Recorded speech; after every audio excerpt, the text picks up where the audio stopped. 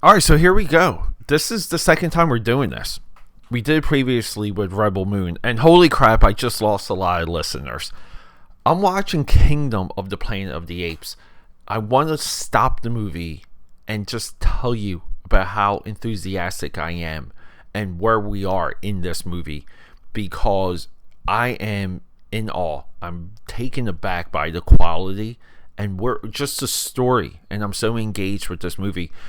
That's the point of this show. That's the point of this podcast. Is film and film study is a journey, and for this journey, for this movie, well, I'm going to take a little rest stop, and I want to bring you guys up to speed with this flick, Kingdom of the Planet of the Apes. Camera speed. Sound production, take one. Action! Yeah, so I may have committed a boo-boo.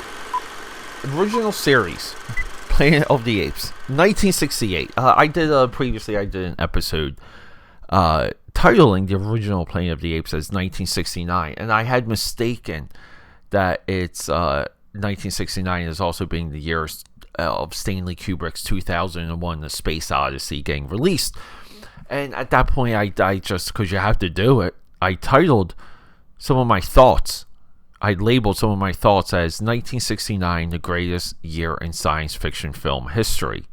Well, I still agree with that. That's still 100% accurate, but we got to move it back a year. It's 1968. So that's a correction, asterisk. How do you guys like the new rollout? Oh my God, guys, it took us 2 years to get to this level of rollout, this level of content, if you will. And if you're new here, and I know so many of you are, I am Peter A. DeLuca. I am the Film Buff. I'm your host. I'm a obsessive film freak. I love movies. I really do. I want to watch them all and bring them all to you. That's the goal of this show, to bring you every single movie I have ever seen, obsessively. So here we go. I'm watching this movie. It dropped on Disney Plus. And I jumped in glee. Not jumped. I was like, I did that. Whatever is, that's what I did. It was like the middle of a Saturday. And so I bring up Disney Plus, and there's the banner, Kingdom of the Planet of the Apes. And I'm just like, wait, like, it's already available? I was going back and forth on spending the $20 or not. I guess at this point I have to buy Furiosa, because if became available on Paramount Plus.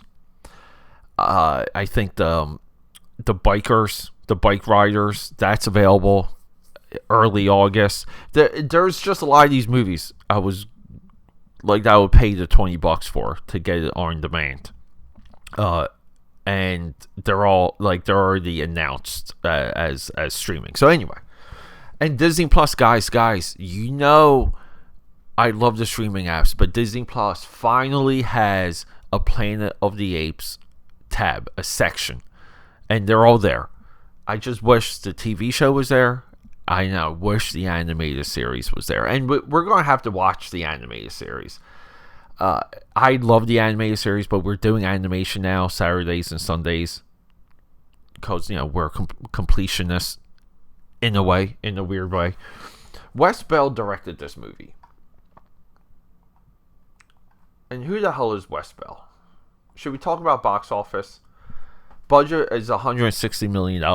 It looks like a $400 million movie. The effects are amazing. The movie relatively makes $400 million, makes double. Definitely has the word of mouth and the traction to continue.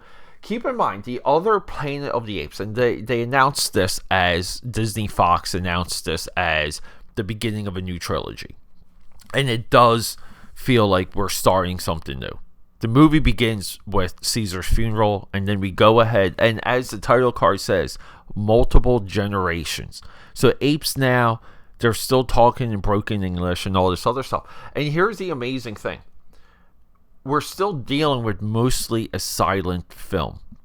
So we've had 4 straight Planet of the Apes movies. Outside of that Rise of one by James Franco that I do adore. I do love. And we don't get a lot of dialogue. the characters we care about, we don't get much dialogue from. And now we have Caesar, and we see his demise, and we're already upset because we've seen what that character's been through. The death of his son. When he dies, the skylight from the original movie, from Rise of, Jamie Franco, that's like his symbol. It's almost like a cross. Like it's a symbol of Christ. That's really how they're pushing it, how they're portraying it. So in this movie, we get like basically, from what I can tell, there's two factions that interpret Caesar's teachings. And I'm not even to any of these like viral moments. I know there's some like Proxius Caesar, but I guess he's the villain. In this movie, there's a jaw-dropping scene where, just like in Conan the Barbarian, the Schwarzenegger masterpiece, where we see a town get raided and burned down. So our focus monkey, our main monkey, he watches all of his loved ones get killed by these guerrillas, and he's left on his own. And along the way, he encounters a orangutan. The orangutan, they're the if we're familiar with Planet of the Apes lore, the Charlton Heston version, the orangutans are the thoughtful scientists, but they kind of play both sides. But he encounters a orangutan, and the orangutan teaches this individual about Caesar and how Caesar's teachings are corrupted. And then they find Nova. Nova's a girl that can talk. And we see that the apes are hunting humans. Now, we don't have to do much. But we know in the 1968 original, humans are hunted for experimentation.